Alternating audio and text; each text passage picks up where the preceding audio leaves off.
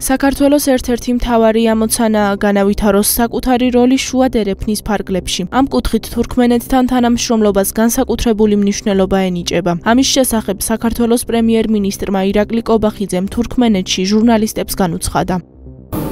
თურქმენეთი ჩვენთვის არის ძალიან მნიშვნელოვანი ქვეყანა, რომელსაც ჭიდრო პოლიტიკური თანამშრომლობა და ისტორიული პოლიტიკური თანამშრომლობა.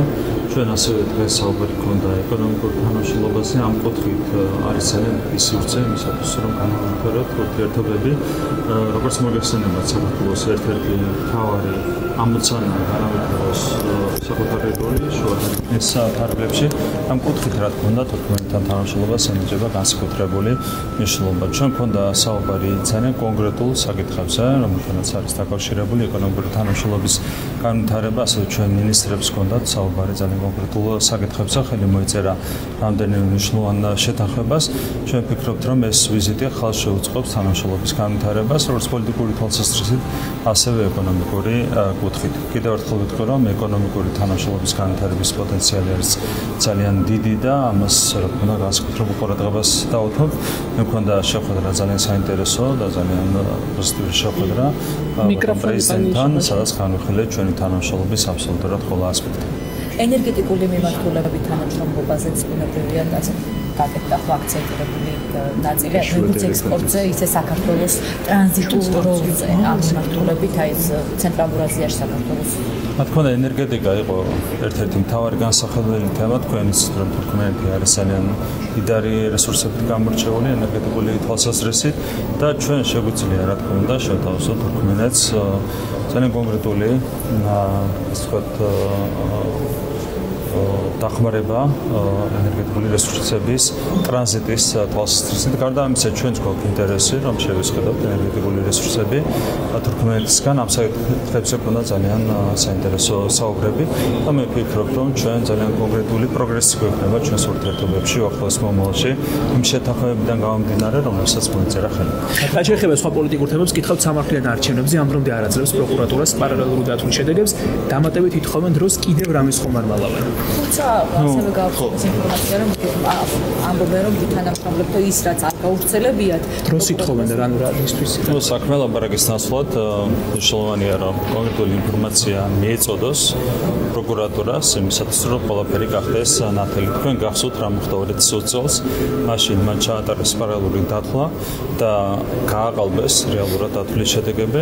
ახლა ვეღარ მოახერხეს დათვლის შედეგების გაყალბება, თუმცა აღარ აქვეყნებენ ამ შედეგებს. ყველაფერი ერთ დღესავით ნათელი 2020 წელსაც და 2024 წელსაც. მათ ერთადერთი ამოცანა იყო ისეთი აღქმის შექმნა, რომელიც გაყალბებულად ჭადებს წარმოაჩენდა არჩევნებს. თუმცა ყველა ხედავს, რომ არჩევნები ჩატარდა სუფთად, არჩევნები ჩატარდა ძალიან მაღალ დონეზე. შესაბამისად, ისპეთის ეს ცდილობები, რა თქმა უნდა, განწირულია წარმატებულობით. ოპოზიცია არ უარყოფს, რომ პარტნიორებთან აქვთ კომუნიკაცია სანქციების დაწესებასთან დაკავშირებით, ახლა ისინი იმყოფებიან ბალტიისპირეთში. აი თქვენთვის რას ნიშნავს ზოგადად მათი განცხადება და ის რომ ისინი ახლა უცხო ქვეყანას ეთანამშრომლობიან საკუთარი ქვეყნის წინააღმდეგ, ეთანხმებიან იმ შეურაცხყოფელ განცხადებებს, რომელსაც ვისმენთ ჩვენ ბალტიისპირეთში. ეს არის სერგო ორჯონიკიძის ხაზი და მე ვფიქრობ, რომ ასეთი ქმედებები ალბათ ექცევა სისხლის სამართლის კოდექსის ნორმების ქვეშ.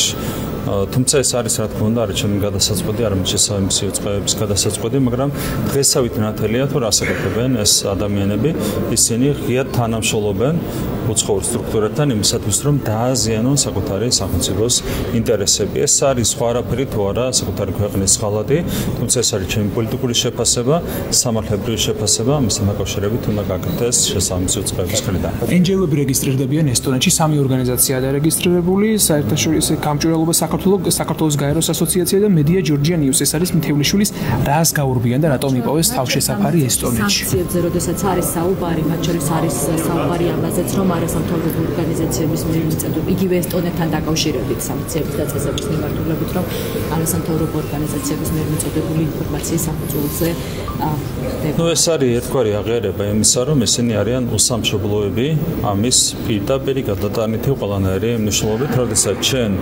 რეგისტრირდები უკვე უცხოურ ორგანიზაციად, აწარმოებ რეალურად საკუთარ საქმიანობას საქართველოში, ეს ყველაფერზე თავისთავად მეტყველებს. თქვენ გახსოვთ, თავის დროზე, როდესაც მიიღებოდა კანონი გამჭვირვალობის შესახებ, ისინი საუბრობდნენ იმაზე, რომ არ სურდათ სტიგმატიზება და საკუთარი თავის წარმოჩენა როგორც უცხოური გავლენის აგენტებად. არათუ უცხოური გავლენის აგენტებად, ისინი რეგისტრირდებიან პირდაპირ უცხოურ ორგანიზაციებად. აქ არის ყველაფერი დღესავით ნათელი, ხო? სინამდვილეში აქ არაფერ შუაში იყო სტიგმატიზაცია, არაფერ შუაში იყო სხვა საკითხები. რეალურად ესენი არიან უსამშობლო ორგანიზაციები, რომელთა ერთადერთი დაკვეთა და დავალება დაუპირისპირდნენ პირდაპირ ჩვენს ეროვნულ ინტერესებს. საგერაგლი მეკითხავთ მამუკა ხაზარაძესთან დაკავშირებით, ის აცხადებს, რომ ამერიკის სპორტი უნდა ააშენოს ამერიკამ და ის პირდაპირ ამბობს, რომ ამერიკული ინტერესებს ემსახურება ამ შემთხვევაში. რასთან გვაქვს საქმე? დავამატებ რატომ საუბრობს ამერიკის ინტერესებიდან და არა საქართველოს ინტერესებიდან ხაზარაძე. თავის დროზე ხაზარაძე იყო პასუხისმგებელი ინვესტორების მოზიდვასა და მას ჰქონდა სრული თავისუფლება. მას შეეძლო ამერიკელი ინვესტორების მოზიდვა, ევროპელი ინვესტორების მოზიდვა, ჩინელი ინვესტორების მოზიდვა, ნებისმიერი ინვესტორის მოზიდვა. მაშინ სხვადასხვა ხაზარაძე საუბრობდა ჩინური ინვესტიციების მნიშვნელობაზე ანაგლიაში და დღეს უკვე საუბრობს იმაზე, რომ თითქოს ჩინური ინვესტიცია არის დანაშაული ჩვენი ქვეყნის წინაშე. მან ვერ მოიზიდა ვერც ვერავით არის ამერიკული ინვესტიციები, ვერც ვერავით არის ევროპული ინვესტიციები. შესაბამისად ყველაფერი დევს ხელის გულზე. რაც ამბობს ხაზარაძე, ეს არის ცარიელი სპეკულაცია და манипуляცია. თუ თავის დროზე მას სურდა ამერიკელი ინვესტორების მოსიდვა, ამისთვის მას ჰქონდა მინიჭებული ყველანაირი შესაძლებლობა, თუმცა ეს არ გააკეთა, ვერ გააკეთა. დღეს მის მხრიდან საუბარი ამერიკულ ინვესტიციებზე არის, რა თქმა უნდა, ცარიელი სპეკულაცია. მე გითხავთ ახალი საერთაშორისო პოლიტიკის კონტურებზე, იგივე თუნდაც ამერიკის შეერთებული შტატების ახალი ადმინისტრაციის პოლიტიკის გათვალისწინებით, იგივე ვეცდ რომ ევროკავშირის სამიტიც იყო და იქაც იყო რაღაც გარკვეული საკითხებზე რჩევობა და ამ მიმართულებით საქართველოზე გავლენა ეს ახალი პოლიტიკის როგორ აისახება ეს ყველაფერი ეს ცვლილებები, რომელიც მოკლედ იმდენად ჩვენ მოგვერდებით მოვლენების განვითარებას, როგორც ამერიკის შეერთებულ შტატებში, ასევე ევროკავშირში. ჩვენ ხედავთ, რომ არის განსხვავებული მიდგომები ახლა ამერიკის შეერთებული შტატების ახალ ადმინისტრაციაში, თუმცა ევროკავშირი არ ცვლის საკუთარ მიდგომებს, მათ შორის ომთან მიმართებით. ნახოთ, ჩვენ უნდა დავაკვირდეთ ჩვენ მოვლენების განვითარებას, თავარია, რომ ამ ყველაფრის ფონზე ჩვენ ვიყოთ სრულად კონცენტრირებული საკუთარი ეროვნული ინტერესების დაცვაზე, ეს არის ჩვენი მთავარი პრიორიტეტი და ამოცანა. საქართველოში აკრედიტებული ელჩებს ბატონი ირაკლი ხშირად ხედავთ სასამართლო პროცესებზე, ვისმენთ ისეთ განცხადებებსაც, რომელიც არის ქვეყნის შიდა საქმეებში ჩარევა, რამდენად ჯდება ეს დიპლომატიის ჩარჩოში. ეს არის, რა თქმა უნდა, პირდაპირი პოლიტიკური ჩარევა ქართული მართლმსაჯულების დამოუკიდებლობაში. ეს არის დღესავით ნათელი. შესაბამისად, მე ყველას მოუწოდებ დაიცვან საქართველოს კონსტიტუცია, მისი პრინციპები, ასევე დაიცვან კონვენციები, რომლებითაც არის შებუჭილი უცხოელი ელჩები, რომლებიც მუშაობენ საქართველოში. დღემდე სამწუხაროდ ეს პრინციპები და კონსტიტუციური ნორმები დაცული არ არის. იმედი მაქვს, რომ მომავალში ეს ვითარება გამოსავალდება.